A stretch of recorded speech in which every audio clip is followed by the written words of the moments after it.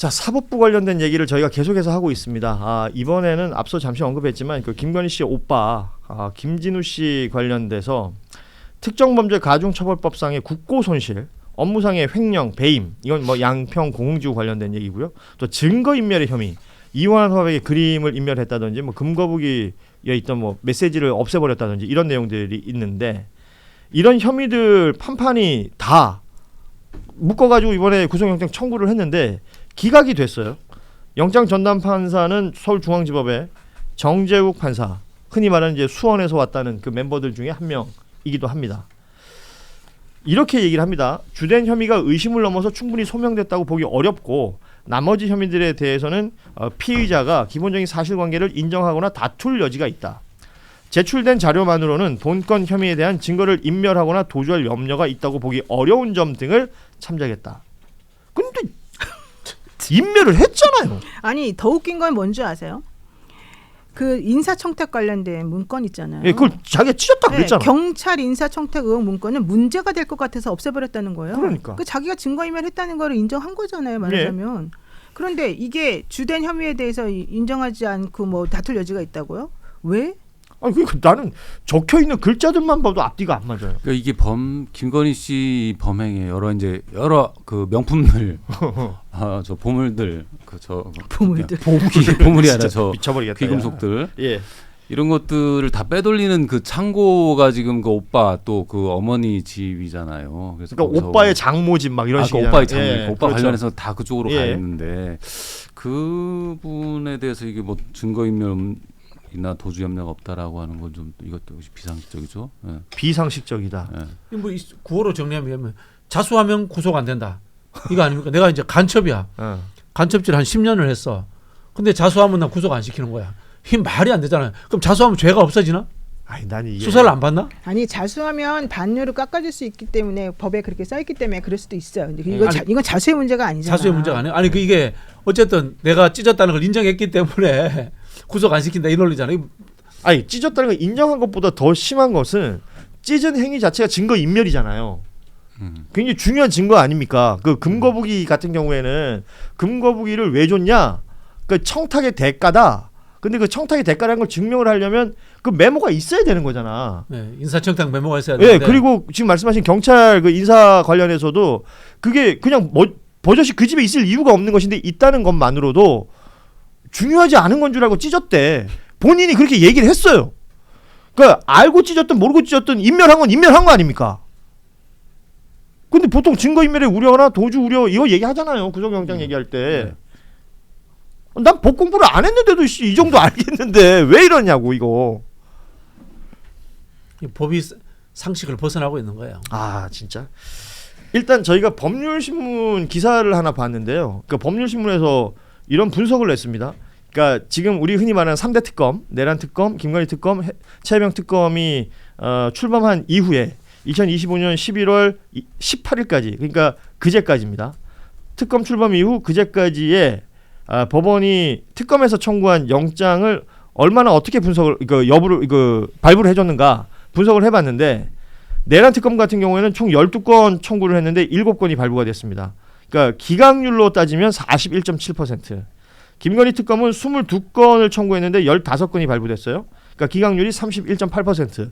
그리고 최혜병 특검은 10건 청구했는데 딱 한 건 발부됐어요. 이게 지금 아시다시피 최혜병 특검은 이번 달 28일이죠.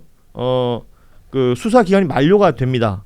이래서 결국은 주요 관련자들 내일 불구속 기소를 하고 수사를 마무리한다라는 내용들까지 나오고 있는데, 특검이 제가 기억하기로는 좀 강력했던 특검의 기억은 아무래도 박근혜 그 최순실 때 아니겠습니까? 그때는 제 기억에는요 구속영장 거의 다 발부됐었어요. 저 끝행이 있는 사람들까지도. 그때는 뭐 영장이 발부가 되고 이런 거에 대해서 이슈가 되질 않았어요. 그러니까 그냥 다 구속이라고 생각했기 때문에. 그게 박영수, 윤석열 아닙니까? 그렇습니다. 네. 지금 이거는 어떻게 보고 계십니까? 우리 황 의원께 좀 여쭤보고 싶습니다. 그래서 이게 이제 특검이 좀 준비가 모자라서 그런 걸 수도 있고, 그러니까 구속영장을 받아내기에. 예. 그런데 최근에 이렇게 계속 보면은 과연 법원이 영장을 제대로 심사해서 이렇게 눈높이에 맞게 또 법에 충실해서 내는 건지 의심이 듭니다. 네. 근데 조희대 탓이라고 봐야 되겠죠. 조희대 탓. 윤석열이 임명한 조희대 대법원장의 알지 모를지의 영향력이다라고 해석할 수밖에 없는 것 같아요. 왜 보통 그 대법원장 이름 따서 뭐 예를 들면 조희대 코트, 뭐 김명수면 김명수 코트 이렇게 부르잖아요. 그런 만큼 대법원장이라는 사람이 사법부의 상징적인 인물이 되는 것이고, 그 대법원장이 가진 권한 중에 이제 판사들의 인사권이 있다는 거. 우리가 이제 뉴스만 보신 분들도 이 정도 내용은 알 겁니다. 그럼에도 불구하고 판사 한 명 한 명은 자신의 양심과 법률에 따라서 판단하는 거잖아요. 그럼요. 근데 지금 판판이 벌어지는 그러니까 특검 출범 이후의 상황들을 보자면 이건 너무나 이상하잖아요. 근데 이 이상함을 너무 아무렇지도 않게 넘어가고 있는 것 같다는 생각이 드는 겁니다. 그 주기현 판사의 구속 취소 이후에 뭐 이건 뭐랄까 오히려 더 증폭되고 있다 할까요? 그러니까 빤히 보이는 증거인멸과 빤히 보이는 도주의 우려. 그러니까 뭐 이거는 그냥 잘 모르는 누군가한테 물어봐도 그거는 그러네라고 말할 수 있는 것까지도 애써 무슨 말을 어렵게 써가면서 그걸 덮는 것 같이 보인다고요. 지금 박성재, 한덕수 다 계속 줄줄이 이렇게 되고 있는 거고, 그죠? 그러니까 박성재 장관은 예. 2번이나 쳤는데 안 된 거고. 하여튼 뭐 좀 굉장히 우려스러워. 이러니까 이제 저 또 여당에서는 내란 재판부 뭐 이런 얘기가 예. 또 슬슬 나올 수밖에 없는 그러니까 그런 상황이 된 것 이게 같습니다. 누구 잘못인지 좀 저는 정확히 따졌으면 좋겠어요. 그러니까. 특검이 정말 멍청해가지고 제대로 된 그 증거를 수집해서 판사에게 제대로 소구를 못했기 때문에 이런 일이 벌어지는 건지, 아니면 특검을 할 수 있는 모든 걸 다 했는데 판사가 봐주려고 해가지고 이런 일이 벌어진 건지 좀 우리들에게 좀 속시원히 알려줬으면 그렇죠. 좋겠어요. 그 인과관계가 어떻게 되는지. 예, 왜냐하면 최일병 특검 같은 경우는 5명, 6명, 7명을 한꺼번에 막 그거는 사실 있을 수 없는 일이었는데 그걸 이제 자기네가 했잖아요. 근데 하면서 그 뭐라고 얘기했냐면 우리는 최선을 다해서 절대 이 영장이 기각되지 않도록 모든 증거를 확보한 다음에 하는 거다. 이런 식으로 얘기를 해서 우리는 그래서 그 말을 믿었단 말이죠. 예. 근데 알고 봤더니 그게 아니었잖아요. 너무너무 허술했었고 실질적으로는 한 명 발부된 예. 거잖아요. 그러니까 최일병 특검에서 10명에 대해서 뭐 영장을 청구했으면은 한 명 발부되고 나머지는 다 기각된 거예요. 기각입니다. 그러면 그거를 진짜 판사가 정말로 멍청해서 내지는 판사가 봐주려는 마음으로 오로지 그랬을까? 저는 그건 아니라고 봐요. 그거는 실질적으로 이 특검 자체가 제대로 못했을 가능성이 사실 매우 높은 있다. 상황이에요. 또 두 번째, 박성재 전 법무부 장관에 대한 영장도요. 두 번째 청구하면서 어떻게 했습니까? 재청구까지 했는데. 재청구할 때 우리가 정말 최선을 다해서 그 처음에 그 영장 기각됐을 때 나온 그 부분을 정말 열심히 들여다봐가지고 제대로 예. 보완해서 했다라고 했거든요.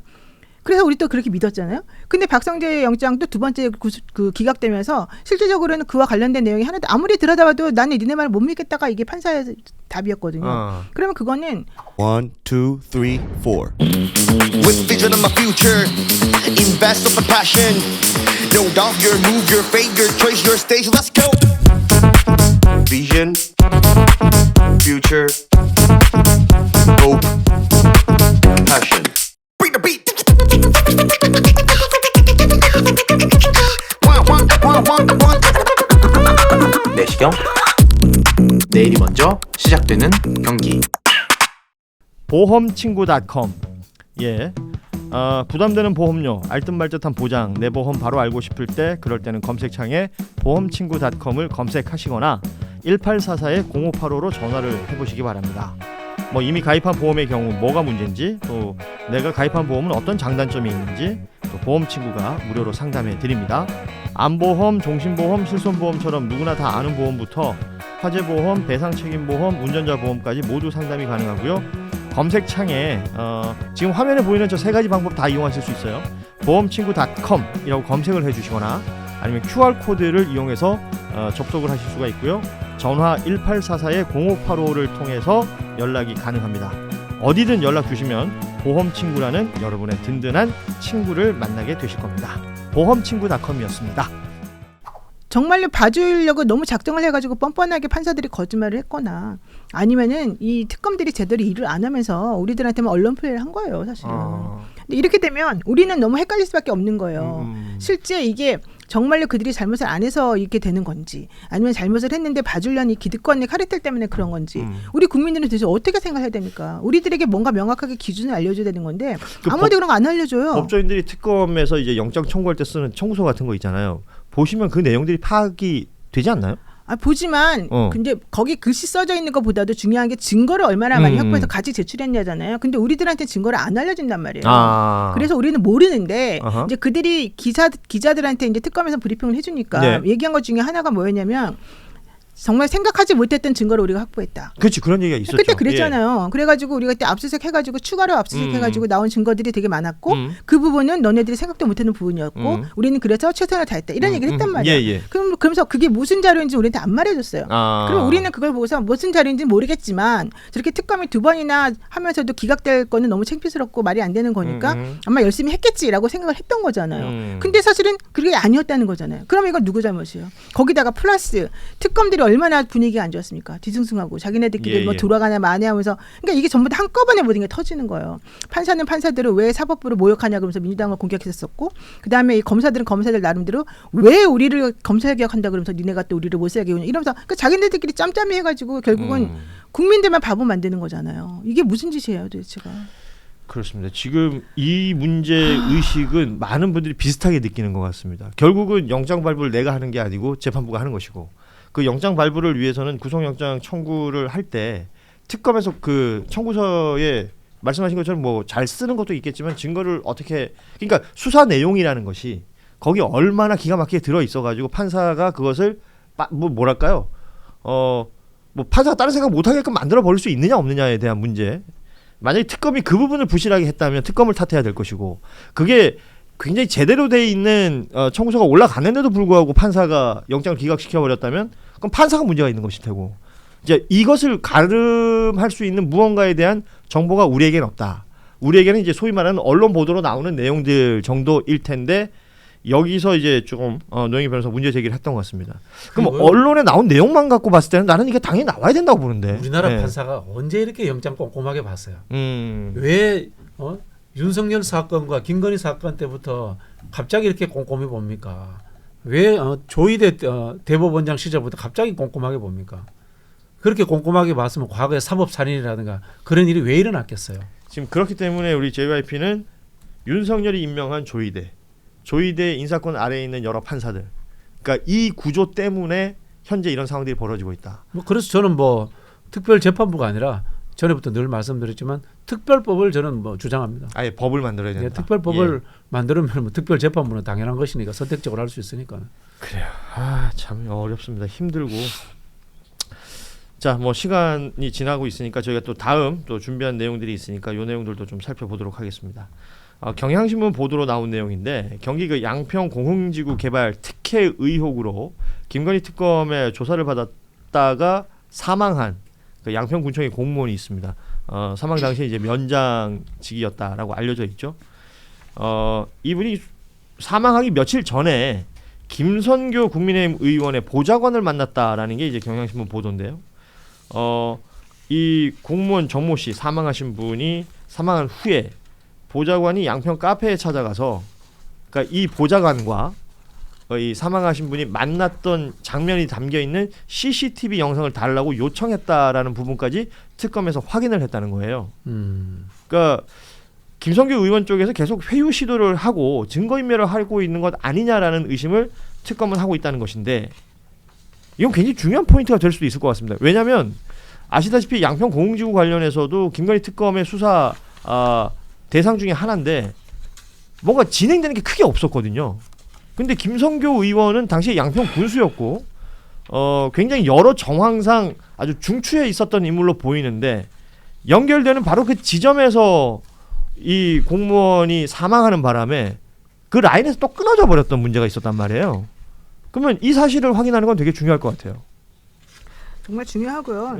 실제 양평 공무원이 그 썼다는 그 김성교 의원이 제시했던 그 자필 뭐 이거 있잖아요. 뭐 유서도 아니고 메모 형태라고 보는 게 맞겠죠. 진술서처럼 또 거기다가 막 날짜 맞습니다. 뭐 날짜도 쓰고 뭐 도장도 찍고 막 그런 게 있었죠. 근데 거기 보면은 실제 그 줄 간 사이사이에 급하게 뭔가 좀 집어넣은 듯한 이렇게 왜 보통 우리가 쓰다가 V자 해가지고 여기다 채워넣는 글처럼 그러니까 그런 식으로 그러니까 어. V자도 아니고 그냥 한 줄을 그냥 새로 집어넣었어요. 그렇죠. 예, 줄과 줄 사이에 끼워넣은 글들이 있었다는 겁니다. 이제 줄 간격이 예를 들면 음. 보통 이제 어느 정도 그 딱 맞춰가지고 음. 보통 쓸 텐데 그 사이에다 집어넣다 보니까 그 부분은 이상하게 이렇게 좁혀져 있는 그런 부분. 그 아마 이미지가 있을 텐데 우리 제작진이 좀 가능하면 좀 찾아주시면 좋겠습니다. 그러니까 예. 그것들을 빼고 만약 그 새로 끼얹는 것 같은 그런 걸 빼고 만약에 나머지 것들만 쓰게 되면요 어. 실제 김성기 의원이 주장하는 거랑 완전히 반대처럼 들려요. 어. 그러니까 내가 봤을 때는 그거 같아요.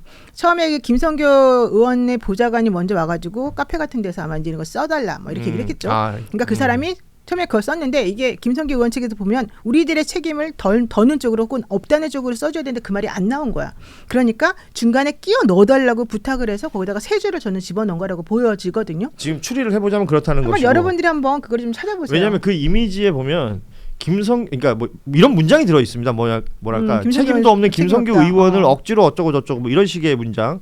그리고 이제 그 특검 가서 조사받은 후에 쓴 내용이기 때문에 특검에서 조사받을 때 무언가가 계속해서 이렇게 뭐랄까요? 특검이 좀 강압적으로 나왔고 김성규 의원은 그 당사자도 아닌데 자꾸 그거에 대해서 물어보고 그래서 그것 때문에 힘들었던 뭐 취지에 그런 문장들이 쏙쏙쏙 끼어들어 있다는 거예요. 맞아요. 근데 그것을 노영희 변호사 말대로라면 그렇게 보이는 부분을 싹 삭제하고 네, 보면 그거 한번 빼고 만약에 어. 처음에 그냥 썼을 것으로 보이는 그 추가된 것처럼 보이는 부분을 빼고 한번 읽어보면 완벽하게 달라져요 내용이.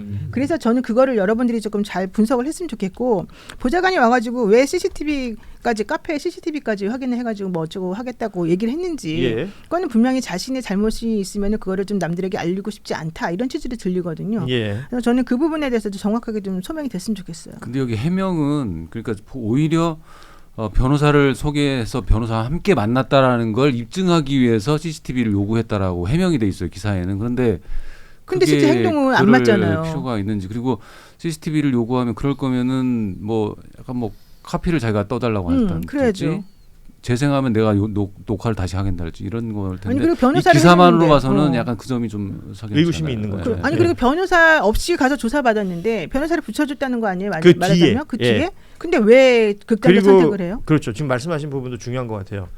특검에 가서 조사를 받을 때는 혼자 갔습니다. 당신 변호인이 없었어요. 네. 그러고 나서 그 특검 조사 이후에 변호인이 선임이 되는데 그 변호사가 국민의힘의 대전 지역의 당협위원장입니다. 네, 당협위원장. 그래서 김성교 의원과의 관련성이 분명히 있을 것이다라고 이제 생각할 수밖에 없는 구조이고 그 변호사가 선임되고 그 이후에 사망을 한단 말이에요. 그래서 그냥 뭔가 이게 석연찮은 구석들이 분명히 있어요.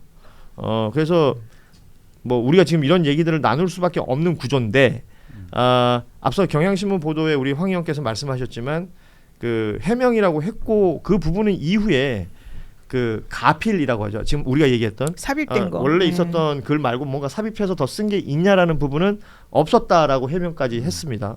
그러니까 지금 이 상황인데 중요한 것은 이게 의구심은 있으나 무언가 그 다음 단계로 특검 수사가 진행이 못 되고 있는 부분들 여기에 대한 답답함도 있는 거죠.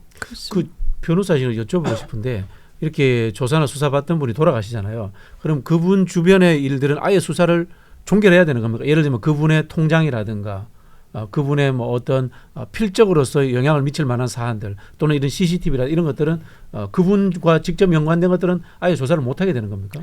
아니 그 사람이 피의자인 경우라면 공소 제기가 안 되니까 네. 그 사람에 대한 건이 이제 거기서 종결하겠지만 아. 그 건이 다른 사람들의 죄하고 연결된다면 네. 같이 수사는 해야 그건 되는 또 거죠. 다른 케이스가 될 수도 있다.